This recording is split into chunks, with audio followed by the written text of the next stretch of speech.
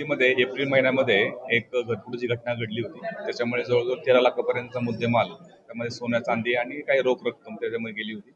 आपलं त्याच दिवसापासून आपली टीम जी आहे त्याच्यामध्ये वर्कआउट करत होत्या महात्मा फुले पोलीस स्टेशनच्या, आणि तिथले जे डीबी स्टाफ असेल आणि तिथले सिनियर पोलीस इन्स्पेक्टर आहेत, यांनी अतिशय त्याच्यामध्ये उत्कृष्ट कामगिरी करून त्याच्यामध्ये आतापर्यंत आपण 3 आरोपींना त्याच्यामध्ये ताब्यात घेतलेला आहे. आणि त्याच्याकडून 7.5 लाखापर्यंत मुद्देमाल, त्या मुद्देमालामध्ये 100 ग्रॅम सोन्याची लगड जप्त केलेली आहे, 1 किलो चांदी जप्त केलेली आहे, त्याच्यामध्ये काही चांदीचे कॉईन्स आहेत, त्यानंतर चांदीच्या विटा आहेत, अशा प्रकारे त्यामुळे आणि काही रोख रक्कम, असा जवळजवळ 7.5 लाखापर्यंतचा मुद्देमाल जो आहे तो मुद्देमाल त्या टीम कडून रिकव्हर केलेला आहे. आणि यातले जे आरोपी आहेत या आरोपीच्यावरती पण यापूर्वी जे काही गुन्हे दाखल आहेत त्या अनुषंगाने इतरही गुन्हे त्याच्याकडून आम्हाला उघडवण्याची आमची शक्यता असल्यामुळे त्याचा सुद्धा आम्ही पोलीस रिमांड करून आम्ही तपास सुरू आहे.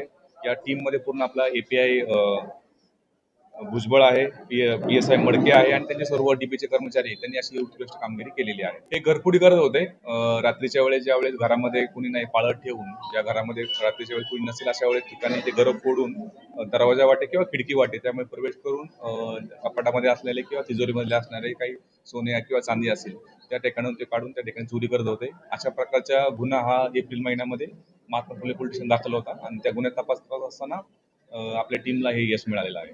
एका आरोपीवरती यापूर्वीचे गुन्हे दाखल आहेत, बाकीच्या 2 आरोपीचा आम्ही रेकॉर्ड चेक करत आहोत, पण एका आरोपीवरती यापूर्वीचे गुन्हे दाखल आहेत. त्यामुळे इतरही ठिकाणी त्याचा काही त्यांनी इतरही ठिकाणी काही चोऱ्या केल्या का घरफोडी केल्या आहेत का या प्रकारचा तपास सुरू आहे. याच्यामध्ये 2 महिला आणि 2 पुरुष आणि 1 महिला यामध्ये अटक केलेली आहे. महिलेचा रोल जो आता आपल्या तपासामध्ये निष्पन्न झालेला आहे त्यानुसार जो काही मुद्देमाल चोरलेला आहे तो मुद्देमाल पुढे विकण्यामध्ये त्या महिलेचा त्यामध्ये रोल दिसून येत आहे.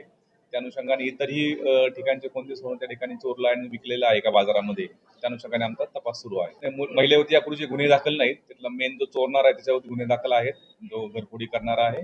पण इतरही ठिकाणी काय आमचं काही त्याचं रेकॉर्ड आहे का इतर ठिकाणचं, आम्ही त्याच्याबद्दलची माहिती घेत आहोत.